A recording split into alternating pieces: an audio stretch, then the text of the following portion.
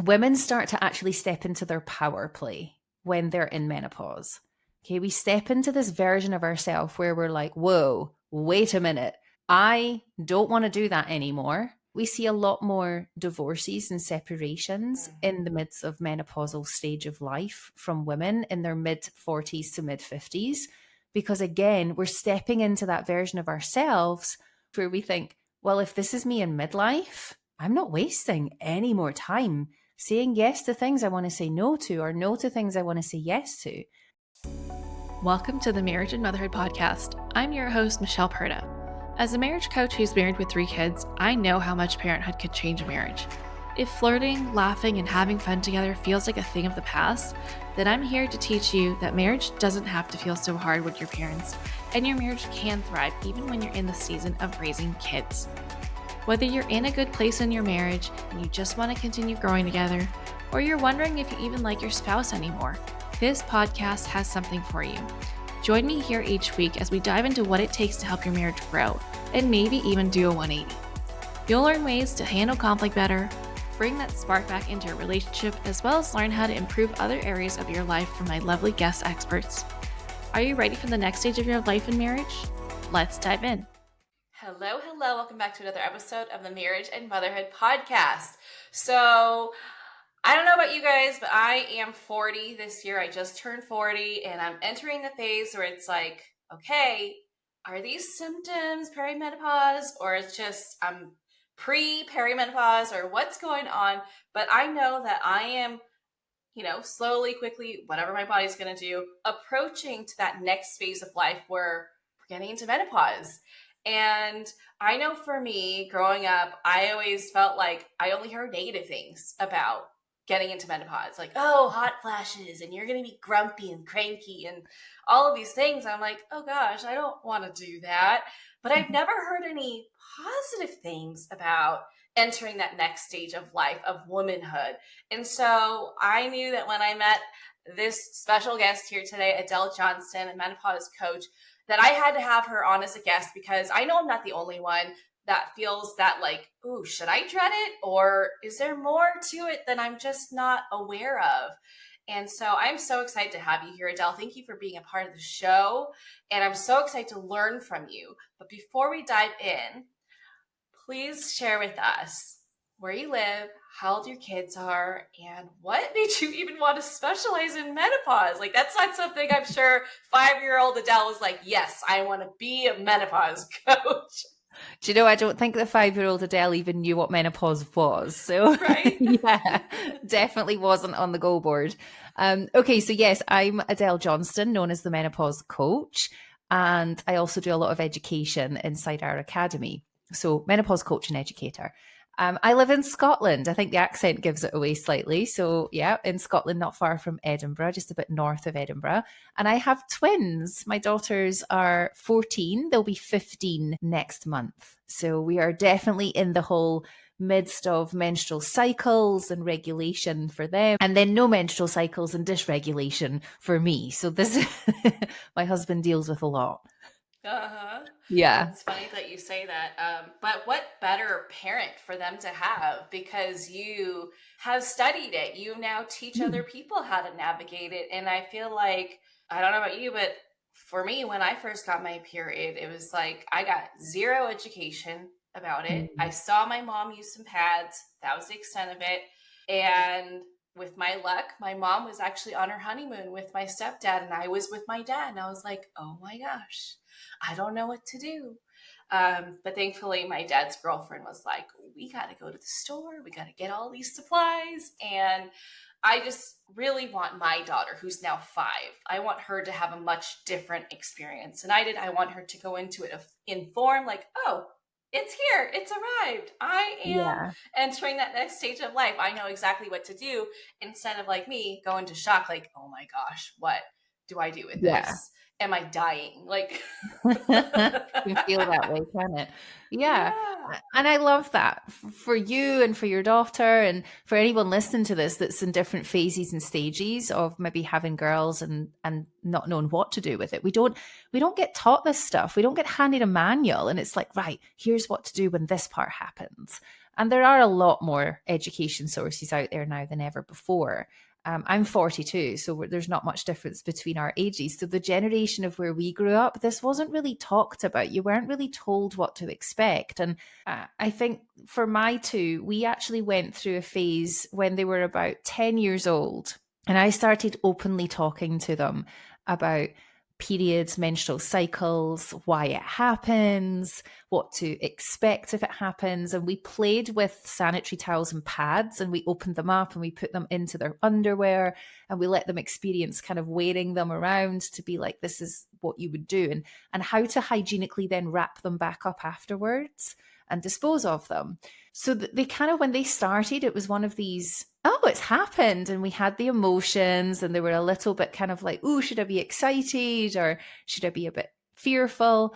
And that will happen anyway, regardless. Now they're a couple of years into their cycles, and they know how to track them manually. They know what feels right, what doesn't.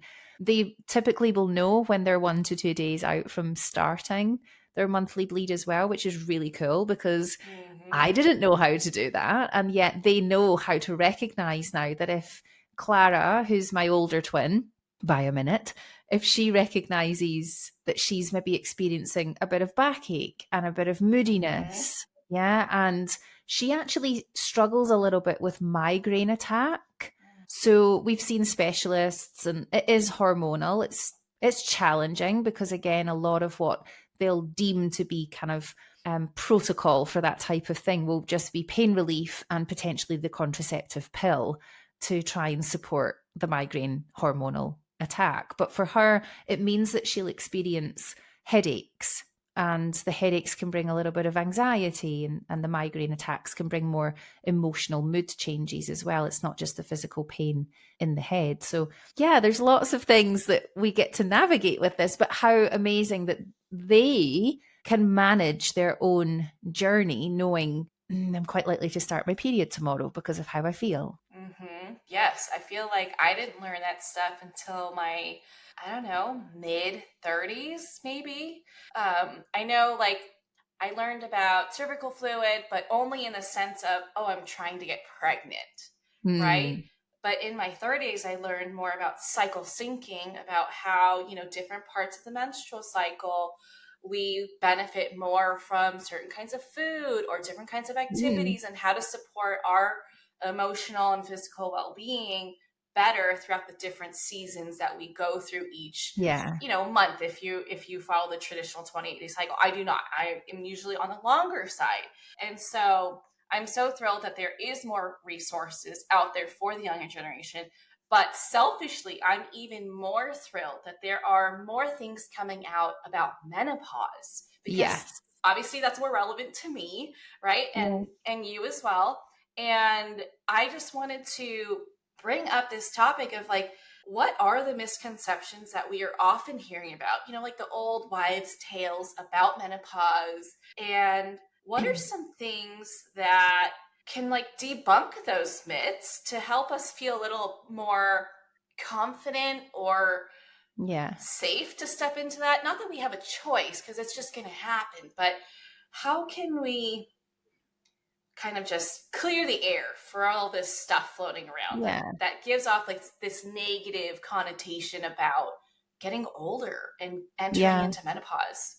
Yeah, I mean, that's such a big one. I think, even if I may share from my own personal experience first, then we can maybe elaborate on there. But so I myself was 33 when I just recognized that my body just did not feel my own. I recognized that there were so many different changes. And for probably 2 years, so it was 35 by the time that I then myself realized it was hormonal. And we know our bodies better than any specialist or professor or consultant ever can, because they're ours. So I knew things were changing, and we'd had lots of tests done, the standard things. When I started to have bleeding during and after sex with my husband, that's when the medical teams all stepped in, and they put me through a cervical cancer and ovarian cancer screening routine. So I ended up with, over the course of time, I ended up having internal scans, external scans, 10 different biopsies. and Wow. hysteroscopies where they go in and they burn away some cells. And it was a very horrific couple of years that Yeah. I actually think when I was speaking to my own therapist about this, I was actually saying to her, I think there's a lot of trauma that was caused by that, both physically, but also emotionally, being almost taken down that route, but having, thankfully and very gratefully, the all clear that it was not cancer, right? But then it didn't explain why everything was coming back as being healthy and normal. And yet I felt so far from that. So by 35, I knew. It took until 37. So I went from 33 to 37 inside early menopause. They deem it as premature ovarian insufficiency, where the ovaries are not, they've not failed, but they're not producing the amounts of hormones that they, inverted commas, should be producing at that age. So I wasn't postmenopausal. I hadn't stopped my cycles, but my ovaries were, for want of a better phrase, just insufficiently producing the female sex hormones, estrogen, progesterone, testosterone within where they should be. So of course I started to experience early perimenopausal symptoms because of the lacking hormone levels in my body. So at 37, I finally had the confirmation from private menopause, private medical care, and also we have in the UK the NHS, so the National Health Service. Both of them came together and eventually said, yes, this is early menopause. We really should start you on some hormone therapy because you are so young and it can be quite dangerous. Now, that's the shortened version of it. It took a while to get there. Unfortunately for me, I ended up over that time frame developing osteopenia. And I have osteopenia in my L1 to L4, so my spine. And what that means is I went for so long without having really solid optimal levels of those sex hormones, predominantly estrogen. And it's ended up meaning that my bones have become a bit more compromised. So although it's not dead set that I will develop osteoporosis, osteopenia is almost the warning level that we would enter into prior to developing that. But it doesn't mean I will. It just means that I'm more at risk of. So I have to be very mindful of that. Therefore, things like resistance and weight-bearing activities are so essential and non-negotiable for me. Yeah, just as one side note. So with that being, the environment I was in and experiencing all of these things coming through, one of the things that I recognized very early on as a myth when I brought up good old Google search engine and typed in 37-year-old menopause search, all it brought up for me was, and I say this with the most love, compassion, and respect, elderly women with grey or white hair looking depressed and miserable. And I was looking at these images and looking at all these links, and I'm thinking, that's not me. I don't look like that. I don't feel like that. I don't resonate with this. And I made a moment's decision there and then in floods of tears, thinking, like, how has this happened to me? Like, how have I ended up becoming what is representative here on screen and not feeling part, not feeling connected, not feeling in that collective? And the moment's decision that I made then was, this needs to change. This isn't me. Menopause is not something to fear. It is not something to feel ashamed of, and we should never be made to feel that way. So that's when I set out to become the menopause coach and make menopause mainstream. And one of the very first things that I focused on, having a positive psychology background, was where's the reframe? How do we flip what we're hearing and actually look at, but we may feel like we lose part of who we are. So it's not just the flashing and the sweats and, the hot flushing that we can have. I don't actually experience that. It's more the anxiety, the health anxiety, the mental and psychological impacts, the physical changes to our body that can start happening. But it massively helped me step into my purpose. It massively helped me fall back in love with me. My body, myself, my relationships became stronger because I started to really, truly value so much more, realizing that I'd entered into what is deemed to be midlife in my 30s. So one of the biggest myths I want to start with is menopause is not an old lady thing. I'm going to use the word thing because there's no other word for it, right? It's not an old lady thing. It can happen at any stage and any age. Okay. Second thing, nothing to fear.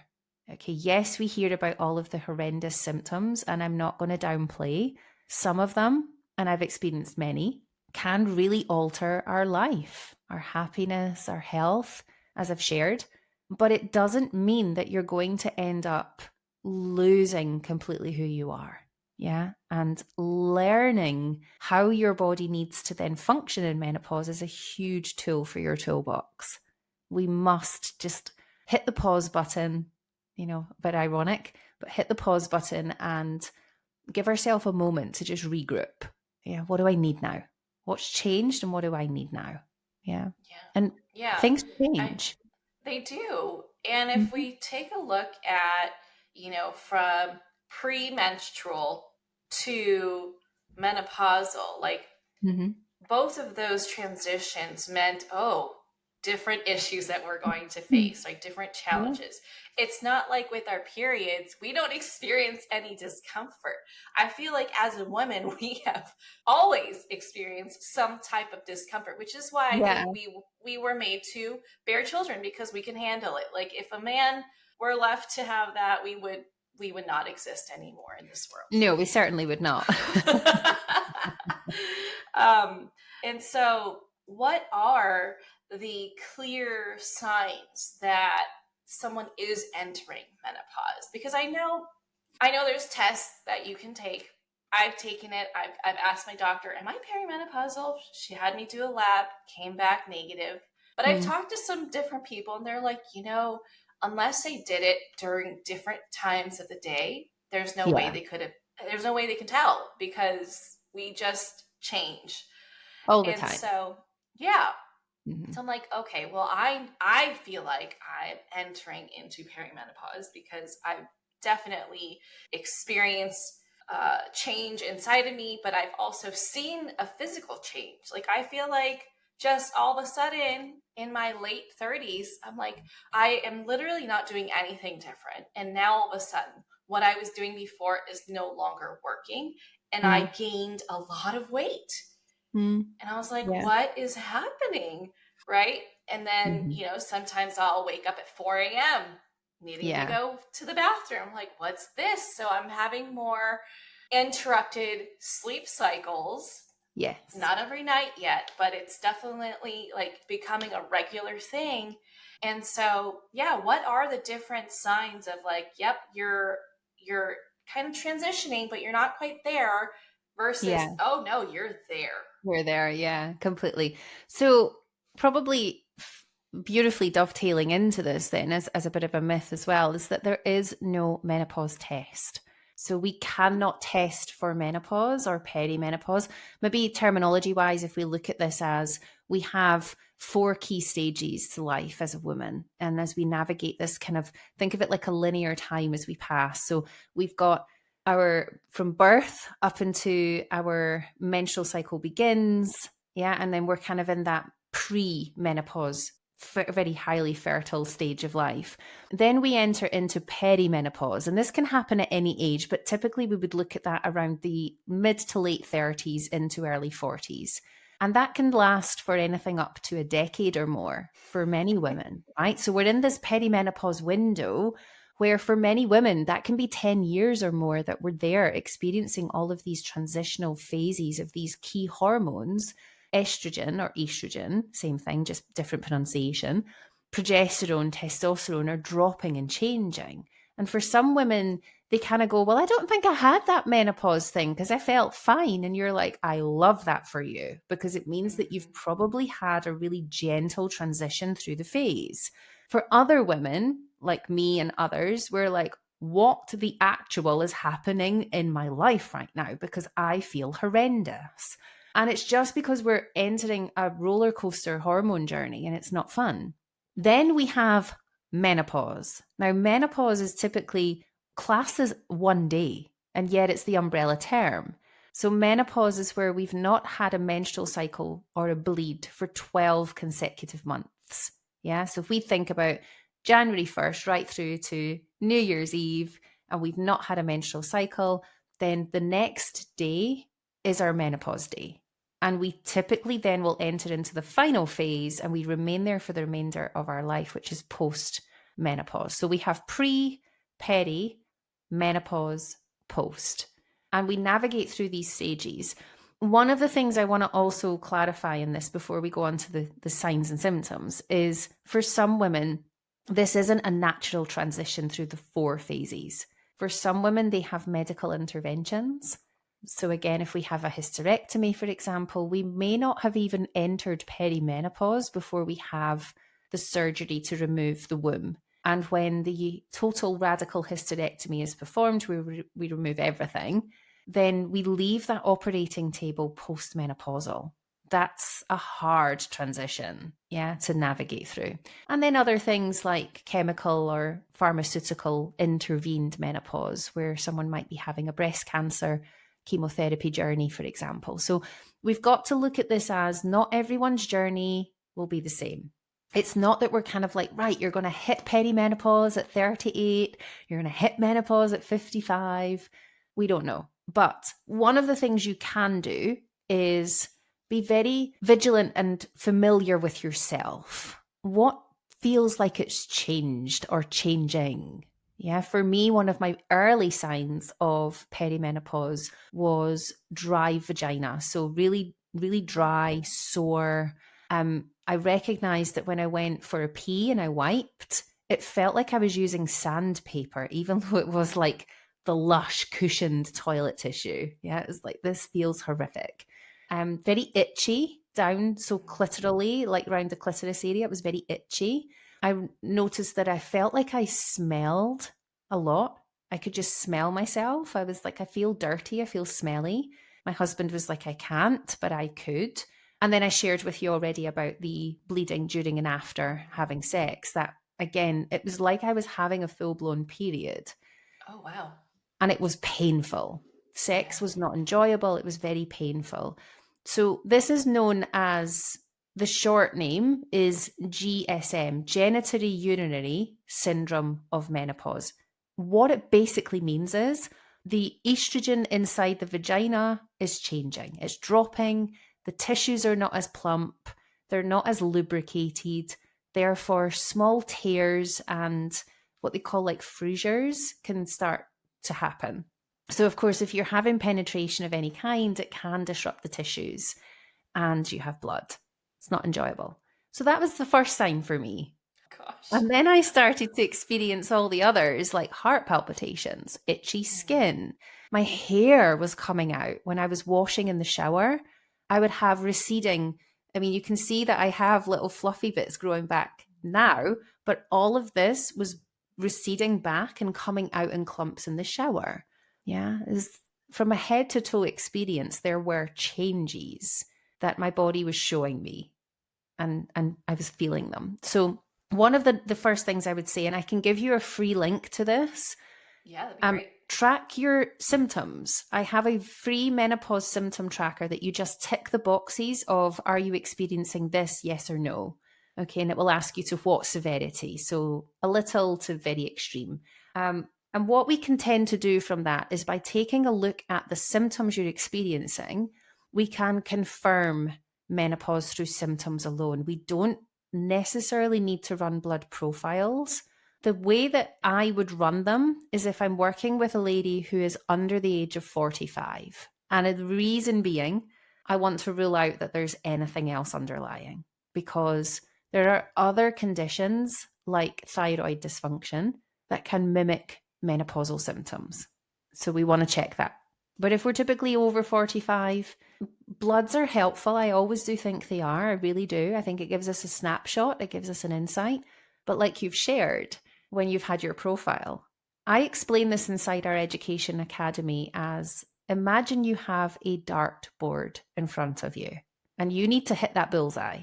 But that dartboard is moving. It is like up and down, it is left and right, and you don't know where it's going to land. You just have to throw the dart in the direction of the board. That is what it's like when we take hormonal bloods from a woman. It's always moving, always changing, and we will get some form of result, but it's not gospel. That's very fascinating. That makes it more understandable why it's so difficult to be like to pinpoint like yes you Yeah. are or you're not or this is how far along you are, which is probably why it took so long for more information to come out about this topic in the first place. Yeah. Yeah, it's super complex for sure. I mean, Yeah. you only have to look at, and we talk up, so talking about this from a UK perspective as well, because I know this system super, super well. But the National Health Service in the UK was built by white privileged men for white privileged men. This is a different topic of conversation. Yep. Yep. But ultimately, what it means is all of the care systems that are in place are still designed for that. We don't have adequate research into women's health, let alone women's health and menopause. So we kind of are stabbing around in the dark with some of this, looking at, well, what do women need? And the fact that we have three really core sex hormones as women, and I've mentioned them already. So estrogen, which is plural, we have forms of estrogen. Estradiol is our queen bee. She is like she's responsible for helping us feel our best self. And she's ultimately the one we lose in menopause, of course. We keep the others, we lose her. Yeah. Progesterone, again, designed for more than just keeping a healthy uterus and a healthy uterine lining for pregnancy. Progesterone is very calming. Progesterone helps us sleep. Progesterone gives us this beautiful connection inside the brain that just helps us feel very much in our equilibrium. We're like, this is, I feel calm, I feel good. So, of course, when we lose that version, that hormone, we can feel frustrated, agitated, rage, anger, not sleep well, but out of sorts. And then testosterone, our third hormone as women, we need it. This is more than just libido and sex drive. This is motivation, confidence, clarity, cognition. And yet it's the main hormone in the UK. It is the same in very many other parts of the world as well. That is deemed to be an off-license hormone for women when we think of hormone replacement. So it's not easy to get. It's not easy to bring into our hormone therapies or our menopause hormone therapy regime. I mean, I could theorize all day about why they don't want that, but that's very interesting. Yeah, I mean, imagine a world where we have all these powerful feminine energies igniting, right? It would just be, but that was a real big game changer for me. So Yeah. I went down the route of hormone therapy immediately, knowing the risks to not having those hormones in my body. And I had to then go very private for testosterone therapy, which I've used for years now. And it was the cherry on top of my cake. It made everything come together. Everything, motivation, confidence, clarity, really integrated within my husband and I's relationship again. So it's a really key hormone for us. It's not just about estrogen and progesterone. Yeah. Okay. Mm-hmm. So you had mentioned that you understood the risk of not having the HRT. So I'm not aware of what those are. What are the dangers of it? Because I always thought like people who went into HRT, they have like extreme symptoms that they need support with. But what is the downside to not having hormone replacement therapy? Yeah, it's a really good question. So many people will still fear it. And we had the WHI study that came out 21 years ago now, I think it was, which basically flooded the media outlets with HRT causes cancer, HRT equals cancer. And what we seen was the majority of women of that time who were my mum's age, so my mum's 66 now, stopped their HRT overnight. And whether or not there's a correlation with this, we can't prove, of course, but there has been a rise in dementia, in osteoporosis, in cardiovascular disease. So what we appreciate and what we know as fact is estrogen itself, whether that be through our natural body's production or whether that be through hormone therapy is very cardiovascular and heart protective. So once we start losing that hormone, the protection around the heart and the cardiovascular system becomes more compromised. So the way that I explain this is, as women, premenopausal, we are less likely to have cardiovascular disease and, for example, heart attack than men of the same age as us. When we enter menopause, so perimenopause and into postmenopause stage, and we navigate the journey, and for some women, remembering that might be through surgical or intervention stage, we actually can have a 50% or more risk of cardiovascular disease, heart attack than male counterparts of the same age. So what that tells us is estrogen is so beautifully heart protective. Now, I have a predisposition of cardiovascular disease and problem in my family. So weighing it up to look at it from a past family history source, I wasn't willing to play with that, especially at such a young age, because being in my 30s, I would then have to go through my 40s, 50s, 60s, and beyond. Yeah. And if I live that long, right, it's like I would have to go through decades of not having that hormone and my heart would be compromised.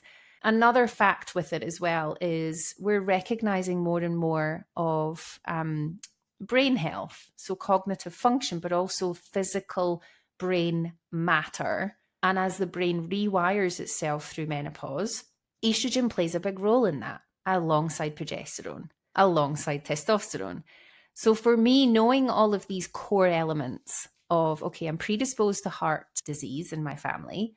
Unfortunately, my dad died last year from a stage 4 brain tumor. And again, it's not that that's directly linked to this, but my mum's mum on that side passed from a form of dementia called Lewy bodies. And watching her deteriorate was heartbreaking.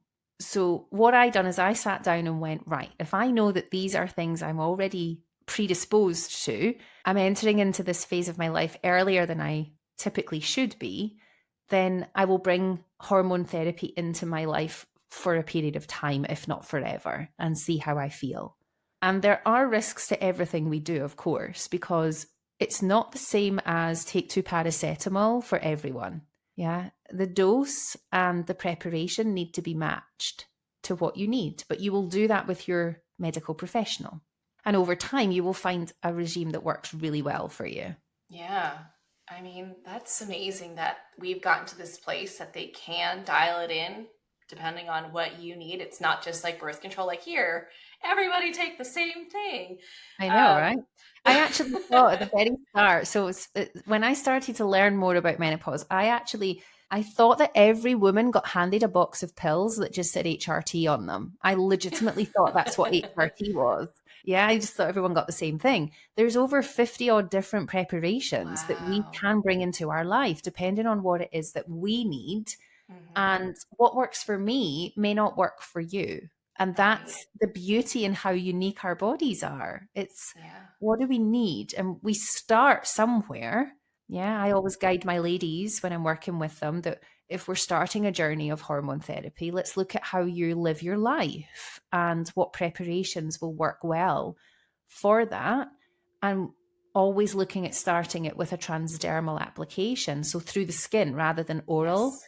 Because then again, we're not passing systemically through the liver. We're not increasing risk of things that way.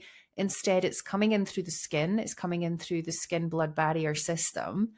And even for those of us that maybe recognize, oh, I've got symptoms like Adele had, the genitoury urinary syndrome, so changes to our vulva or vaginal area, you can actually get vaginal estrogen and it doesn't count as hormone therapy in terms of it is localized, it's not systemic. So it doesn't pass through the entire system.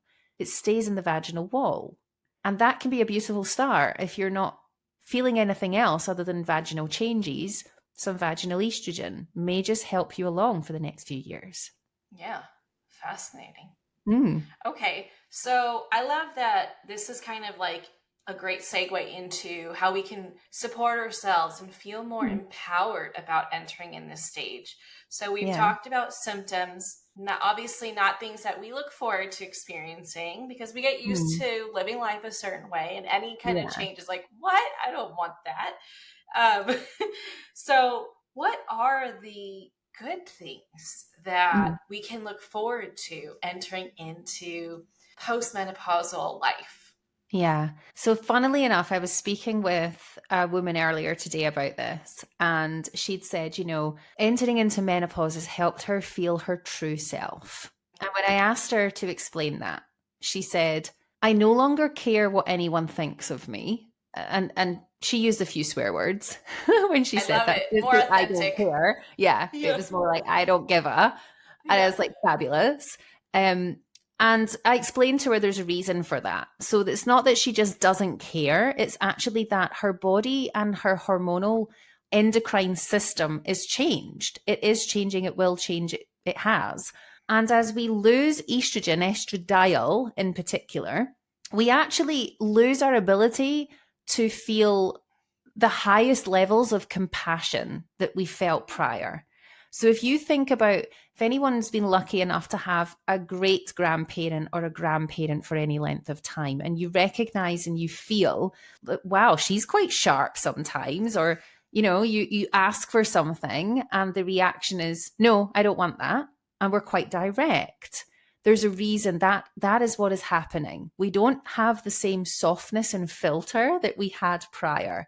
So we are less likely to appease. We are less likely to bring on other people's activities in our life where we have done before. So what we can recognize is women start to actually step into their power play when they're in menopause. Okay, we step into this version of ourselves where we're like, whoa, wait a minute. I don't want to do that anymore. We see a lot more divorces and separations in the midst of menopausal stage of life from women in their mid 40s to mid 50s, because again, we're stepping into that version of ourselves where it's almost like rose tinted glasses are removed and we can see life for what it is. We have this awakening moment where we're almost in this stage where we think, well, if this is me in midlife, I'm not wasting any more time doing things for other people, saying yes to things I want to say no to, or no to things I want to say yes to. And that innate burning desire within us to go and live our life starts to come out. I got my first tattoo at 40. It's like Wow. our rebellious side starts to birth, and we're just like, I feel like a queen and I am going to do this. So Love that. you have that to look forward to. Yeah, I mean, I have noticed that about family members. Like, I did not actually really grow up with grandparents that I was close to. Mm. Both my grandmas passed away before I was born. I had my step grandma, but I didn't see her too often. And my grandpas, they were just a little more like, less nurturing about the relationship. Yeah. Um, but I have seen, like older generations within my family and how bold the women have Mm. become as they've gotten older. And I just admire that so much. And I'm Yeah. noticing that about myself as well. Like, as we learn more about how important it is to become self aware and how Mm. we can feel better within our lives by being more true to ourselves, it's kind of nice Yeah. that our hormones will continue to support that even while we are essentially, for our generation, unlearning the people pleasing of what it means to be a good girl Yeah. and really just Yeah. living life for me. Like, we can still exercise compassion, but Mhm. include ourselves into that equation as well. Whereas before it was just be compassionate towards other people at your Mm. expense. But now we're kind of erasing that part for how we're raising girls today. Like, no, you get to factor yourself in as well. It's important that you're okay with your decision, not just Yeah. I'm going to do this just so they feel good. Yeah. So that part is something very exciting to step into, that we will give even less shits than we do now and feel really good about, like, no, I'm going to do what I want to do. And Mhm. I'm not going to do what I don't want to do. And that's just Mhm. so liberating to say, as Yeah. someone who didn't grow up feeling like that was a thing that women could do. Yes, right. And we learn by observing those in our family. Mhm. So, where you've got a 5-year-old, I've got two nearly 15-year-olds. My girls have watched me grow up through this period. They've witnessed the shit show that menopause can bring. They've seen me crumble, they've seen me in my worst, but they've also seen me learn to relearn my body, to manage self-cares, to look at the ailments that I now face as part of this, but understand that I know what my body needs. And having your daughter grow up watching you take time for you with love, being able to turn things down because they're not aligned to where you are in life, it doesn't mean that we lose all sense of compassion and humanity. But what it means is we are less likely to just accept that we are sitting in appeasement for other Yes. people. Now, that's a whole different topic of conversation with what we know from Dr. Gabor Mati and his team on appeasement, and how Mhm. women are more likely, over 80% of the world's autoimmune conditions are in women. And it's linked to that appeasement of showing Yeah. up and doing things for others. We suppress who we truly are in our soul source energy to Yes. then do things for others. So that is probably the biggest one that I can give you. There are many more that will come from this, but relearning who you are, really saying yes to things, even just things that would maybe put the fear in you of traveling solo to a women's retreat, or meeting up with others and taking up a new hobby because you think, well, I've always wanted to do that. This comes with age, but it also comes with a sense of the awakening that we feel Mhm. when we enter this stage. So it's certainly nothing to fear and everything to definitely feel unstoppable with. Yeah, I love that. I mean, symbolically entering into that phase, it does kind of like give you a little wake up call, like, oh, hey, Mhm. Mhm. you have made it this far. You still have some time. I mean, don't know how much time, but you still have some time. So if you have been wanting to try something, if not now, then when, right? Like, what if you Yeah. don't get that opportunity? I And love I that. love that. Yeah, It's amazing. so super powerful. I think it's this whole thing of, I encourage every listener right now to think about, how can you take up more space? Mm. Yeah. How can you do more for you? And for some of us, that doesn't come easily, but it can start with just one small commitment to self that you do on a regular basis. Yes, and it is contagious. I Yeah. love it. It's just like as soon as you get a taste for it and you realize nothing is crumbling around you, then you're like, Yeah. okay, let me try and expand that. And the next thing you know, you have people who are witnessing your Mm. transformation and kind of be Yeah. like, what are you doing? How come Yeah. you seem so much happier now? And not just like you have a smile on your face, because we can all fake it and wear that mask, right? But Yeah. genuinely glowing Mhm. from the inside out. Like, it's not surprising to me that there's research going on that Yeah. women tend to have more of those issues because, yeah, if you keep Mhm. Mhm. putting yourself down or making yourself last, there is some suffering going on. Maybe you keep it a secret and it's all Mm. internal, but that's a lot Mm. for your body to deal with for so many years. And Yes. it's going to fight back. It's like when you say yes to everything, you overcommit, and all of a sudden you're sick. There's no Mhm. coincidence there. Your body's forcing you to rest. Yes, agreed. The body keeps the score. And Sure there's a book on does. that. There is a And book. yeah, it's a deep read, that one, for sure. Yeah. But when we feel those physical ailments and those physical pains, they are from the energetic source. So we will always, as an energy source in self, be aware. The body will try until eventually it's like, we're burnt out. We're not going anymore. This is it. You must rest. And that can come in the form of just a slight cold, or a little bit of an upset tummy, and some, you're running more and more to the bathroom. Your body's experiencing a bit of a release and a flush out.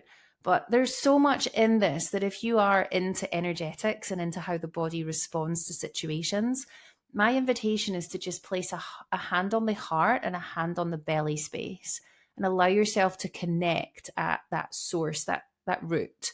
Yeah. To just ask yourself, what do I feel in this moment? Yeah. Do I feel excited or anxious? Because actually both of those feelings can mirror one another. Yes. Excitement and anxiety can feel quite similar. But if you can truly give yourself a body scan moment, how do I feel about this decision before you make it? Someone invites you to something that you think, oh my God, I do not want to go to that. But you feel yourself going, but if I don't, they're going to hate me. I'm going to be judged. It's just going to be easier for me to say yes and go. My invitation on that is to just don't answer straight away. Take a moment for yourself and ask, how do I feel in this moment? Then answer the question. And as we start to navigate menopause, we're more likely to not have so much of a filter and just be like, oh God, no, I don't want to go to that. It's not my thing. Yes. And I love that so much. I mean, at the end of the day, your body is trying to work with you, and we just need to learn to listen to it. Yes. Okay, those little aches and ailments that you feel, it's not coincidence. There's something going on. And if you want to get really deep into it, there's so many books out there that will tell you like, oh, if you experience pain here, maybe look into this aspect of your life. It's all tied together. Okay. Yeah. I'm not an expert, but this is my philosophy. Like, I firmly believe that our body's way of telling us things is through the sensations that we feel. And the more we listen to it, the more in tune we can be with ourselves and our intuition and our power. Adele, thank you so much for joining the show. This has been a really fantastic conversation, and I'm sure we'll have you back for even more specific things. So listeners, if you have a question that you want us to tackle on a future episode, please reach out. But Adele, what's the best way for people to connect with you? And please share more about any freebies that you think that would help kind of like supplement what people have heard on this episode. Oh, amazing. It has honestly been my pleasure. I could talk about this for hours, so you do have to shut me up. Okay, so I am probably more active on Instagram right now as my platform. However, I do have presence on most. So if you go and jump onto Google and just type Adele, the Menopause Coach, everything will come up. On Instagram, it is the .menopause coach, and then I'm there. You can come and chat with me in DMs. And I also would probably say resource-wise, click the link that we're going to provide for the free symptom tracker, so the menopause symptom tracker. And we'll also supply you with a link to my own podcast, The Menopause Coach. And that has 176 episodes at the time of us recording this, all around similar topics. So I do a mini teach for you every week on a topic within women's health and menopause, which is designed to help you feel empowered through the knowledge that you learn. I love it. Thank you so much, Adele. All right, listeners, if you have loved this show, please reach out. Let Adele know, hey, I found you from the Marriage and Motherhood podcast. I loved it. And go check out her free resources.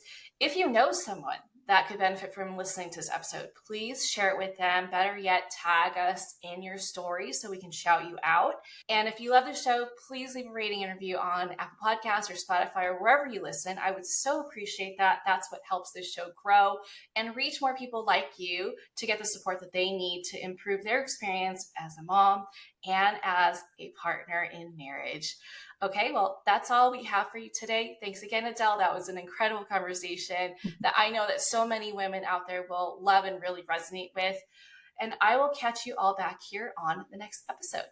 Bye. That's it for this episode. I hope you enjoyed it as much as I enjoyed making it. If you did, please send me a message over on Instagram at Michelle Perta Coaching to let me know what you loved most about it. Hearing from my listeners is my absolute favorite. And if you've been loving this podcast, please leave a rating and review. This will help people like you find the show and get the help they need. Catch you here on the next episode. Bye.